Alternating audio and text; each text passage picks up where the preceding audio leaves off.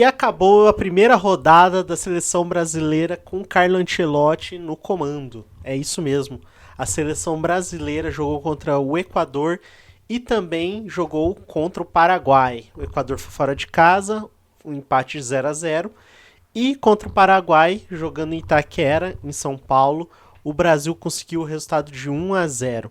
O que carimbou a nossa passagem aí para a Copa do Mundo em definitivo, matematicamente falando, né? O Brasil é a única seleção que participou de todas as Copas do Mundo, né? É o evento que existe aí desde 1930.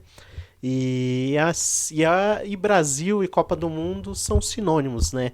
Era difícil imaginar que a seleção não se classificasse, mas estava passando um perrengue brabo aí nos últimos meses, né?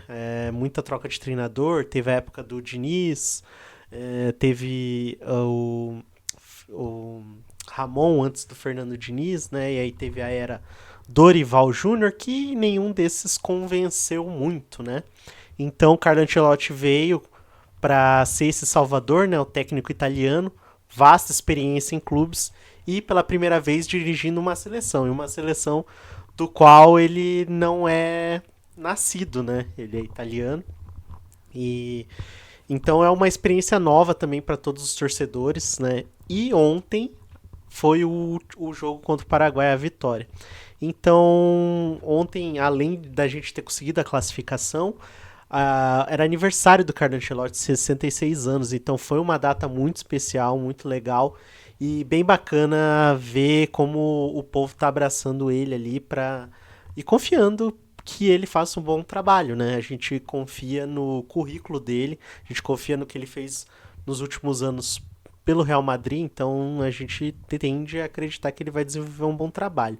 Então, alguns aspectos que eu queria trazer aqui, né? Primeiro de tudo, foi o retorno na seleção do Pombo, né? O Richarlison, atacante do Tottenham, e do Casemiro, volante, que trouxeram, além de experiência, eles também trouxeram a bagagem de já terem trabalhado com o Ancelotti. Claro, tem os atletas do Real Madrid ali, alguns ficaram de fora por lesão, né, como o Éder Militão e o Rodrigo, mas a gente deposita muita esperança que ele faça render o Vini Júnior, né, que vem sendo a estrela do Real Madrid e é o que a gente espera que ele seja também na seleção brasileira, que até o momento, até ontem ele não tinha se destacado tanto, né? Ontem ele fez o gol da vitória, então a gente já levanta aí uma expectativa para que ele siga desempenhando um bom papel. Mas falando da escalação de ontem, né? Eu deixei aberto aqui no computador, que eu vou ler agora. A gente começou o jogo com o Alisson no gol, Wanderson na lateral direita, Marquinhos e Alex, que também foi uma baita surpresa, esse zagueiro ali que veio do campeonato francês. Eu nunca tinha ouvido falar. Alexandro na lateral esquerda, Casemiro, Bruno Guimarães na meio ali, volância. E no ataque, que foi doideira, né? Rafinha, Martinelli, Vini Júnior e Matheus Cunha, né? A gente jogou com quatro atacantes, ao contrário do jogo contra o Equador, né? O Rafinha, o Martinelli e o Cunha, Matheus Cunha, entraram no lugar do Gerson, do Estevão e do Richarlison. Qual que é a mensagem que ele quer passar aqui olhando o segundo jogo, né? Ele gosta de ter a pressão no ataque. Eu acho que essa é a mensagem que ele passa, de um Brasil bem ofensivo, mas ele ainda não encontrou a solução do meio de campo, né? O Gerson, que vinha sendo titular incontestável da seleção na era Dorival, talvez agora sofra um pouco com o Ancelotti, até porque agora ele também está em negociação, em vias de sair do Flamengo, né? Se ele for para o Zenit da Rússia, muito provavelmente ele vai ficar um pouco fora do radar, a não sei que ele se destaque demais, né, lá. Mas bom, ele tá saindo de um holofote gigantesco para a seleção que é o Flamengo e tá indo num mercado extremamente alternativo. A gente vê convocações, né, lógico, desses outros mercados, mas é difícil imaginar que ele fique entre os favoritos, né? Se ele vinha sendo titular, agora ele vai ter que lutar para se manter entre os convocados, eu imagino, caso aconteça a transferência dele. Então, ontem a gente viu um bom rendimento do Vini Júnior. O Matheus Cunha ele não jogou como um atacante, né? Ele jogou mais como um meia atacante, ali, um camisa 10, como a gente gosta de falar, vindo mais de trás. Ele que criou a jogada junto com o Rafinha, a jogada do gol. Só que a gente tem que lembrar do primeiro jogo, né? Claro, a gente fica pensando, né? Não dá pra cobrar tudo do Carlo Ancelotti logo de cara, né? Lembrando que ele convocou a seleção ali logo depois que ele foi apresentado. E eu acho que essa seleção convocada, muitos nomes ali não foi exatamente ele que escolheu. Agora ele vai ter tempo, vai ter 3 meses para a próxima convocação. E aí não vai ter mais desculpa, né? Não tá mais treinando o Real Madrid, ele vai conseguir observar melhor os atletas. O Ancelotti deu entrevista ontem depois do jogo, falando que ele tem uma lista bem vasta de atletas que estão sendo observados para a seleção brasileira. É uma lista de 70 nomes, né? Pelo que eu li na notícia. Então, veja bem, né? 70 atletas aí que ele vai ter todo o tempo do mundo para observar. O que a gente não vai aceitar é se não tiver uma evolução. A gente teve uma leve evolução, a gente dominou o jogo contra o Paraguai. Contra o Equador foi um jogo xoxo, onde nenhuma das duas equipes assim fez uma grande partida. Mas ontem eu acho que, principalmente no primeiro tempo, o Brasil poderia ter feito uns 3, 4 gols. Faltou um pouco de sorte, um pouco de competência ali nas finalizações. Gostei muito da movimentação do Martinelli. Eu acho que ele tá há anos esperando oportunidade para jogar como titular. Ele foi na última Copa, né, convocado e mal entrou. O Matheus Cunha também, agora que ele está saindo do Overhampton, indo para o Manchester United, ele vai ganhar mais holofote também. E eu senti falta de testar por mais tempo o Antony. De colocar ele nas 2 partidas e ver como ele poderia desempenhar ali. Ele vem de uma temporada muito boa do Betis. Eu espero que ele tenha mais oportunidades ali. Agora, vou falar de problema. É o meio de campo e as laterais, né, cara? Não tem muito o que falar. As laterais, a gente teve ali o Wanderson e o Alexandro. Eu tô olhando aqui a escalação. O Alexandro é um cara que dificilmente ele vai ter ah, preparo físico assim para enfrentar, para estar na seleção brasileira. Eu acho que o declínio técnico dele na Europa mostrou isso.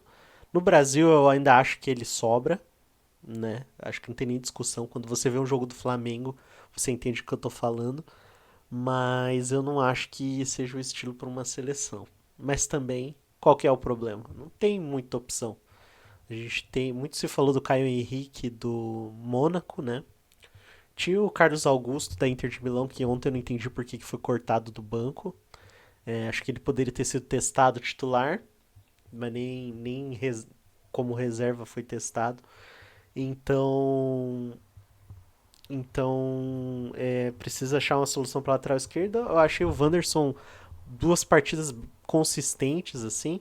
Se a gente for comparar que o Wesley do Flamengo jogou a partida contra a Argentina, né, ainda com o Dorival. Ele é um lateral muito bom, eu gosto, mas ele é muito ofensivo. E ali ele tomou um atraso grande, assim, né, quando ele tinha que defender. E então nessa parte o Wanderson ele defende bem e ele ataca também. Se movimenta bastante. Então eu acho que o Wanderson vai se consolidando como um lateral direito para ser titular. Mas eu não sei se o Wesley é o cara certo para ser o reserva dele. A não ser que seja tipo questão de mudança de tática, né? Você precisa de alguém muito agudo. Aí pode colocar o Wesley, que eu acho que ele é muito bom ofensivamente. Se for pra mudar alguém, eu quero. O Wanderson não tá muito bem hoje, vou colocar outro lateral, aí vai complicar. Ele levou o Danilo, né? que é zagueiro hoje em dia, né? Ele foi lateral direito por muito tempo.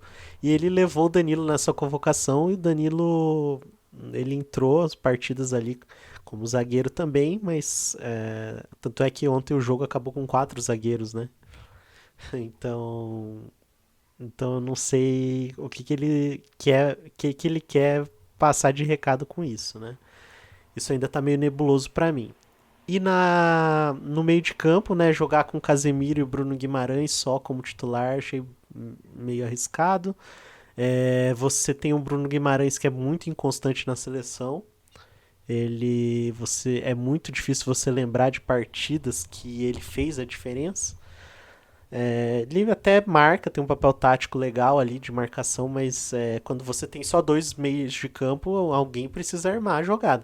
Tinha o Matheus Cunha e o Rafinha em tese, né, que voltavam para armar, mas assim, a gente não foram daí as jogadas do meio de campo que foram mais perigo para gol, né?